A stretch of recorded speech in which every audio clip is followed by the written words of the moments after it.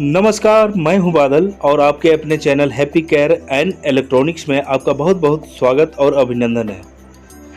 आज मैं लेके आया हूं आपके सामने एक मोटर 500 वाट की, जो कि बजाज कंपनी की है और ये पूरी तरह से जली हुई है, पूरी तरह से बर्न है।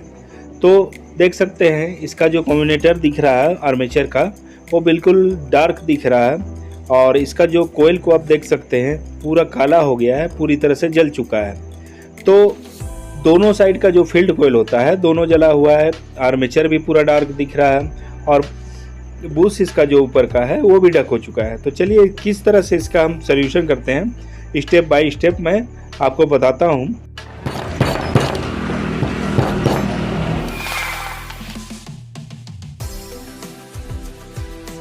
तो ये कोयल हमारा बाहर आ चुका है। इसका कोर लेंथ 9 सेंटीमीटर और इनर डाई है 19 सेंटीमीटर। तो कोयल को हमने वाइंड कर लिया है और एक कोयल को हमने डाल ही लिया है जो कि स्पीड कोयल है, और दूसरे कोयल को हम डालते हैं और देख सकते हैं इसका टर्न बिल्कुल इस तरह से है जो आप देख पा रहे हैं स्क्रीन पे।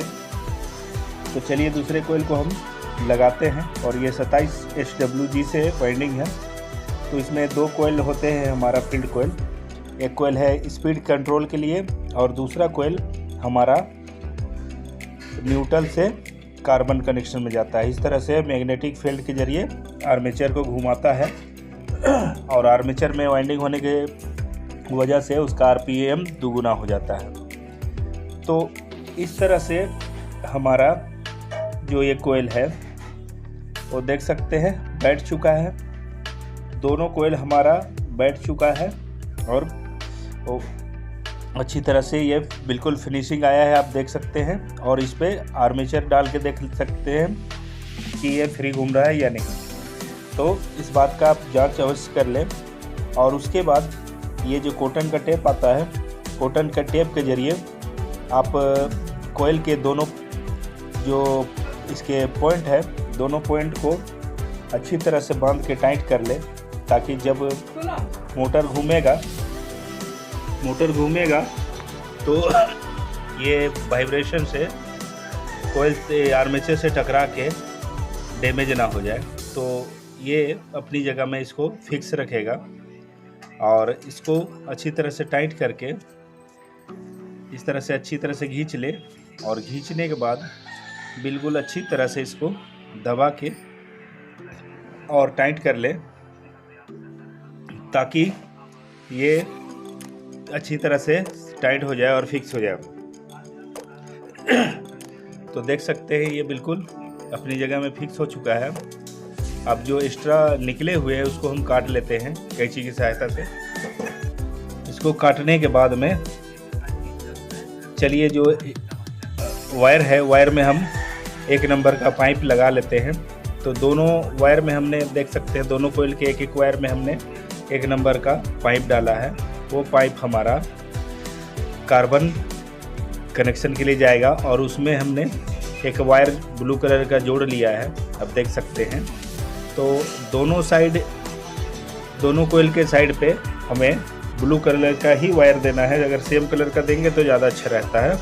तो हमने एक साइड ब्लू दिया, इसलिए दूसरे साइड भी हम ब्लू वायर लगाने वाले हैं। तो इस तरह से देख सकते हैं एक ब्लू पहले से लग गया और दूसरा ब्लू हमने लगा लिया। ये हमारा जो दोनों कनेक्शन है वो कार्बन के लिए जाएंगे, एक दूसरे के ऑपोजिट डायरेक्शन में ये कनेक्शन रहते हैं। और बाकी बात जितने भी हैं सब में हमने स्लीविंग डाल के 1 नंबर स्लीविंग डाला है और उसके ऊपर से हमने मोटा स्लीविंग से कवर अप कर लिया है। इस तरह से हमने सारे जितने भी कनेक्शन हैं बारी बारी से सबको हमने कवर करके और सारा कनेक्शन निकाल लिया है। तो मैं बताऊंगा कौन सा कलर कौन सा स्पीड है। तो चलिए इस तरह से हम नीचे का जो चेचिस लगा लेते हैं।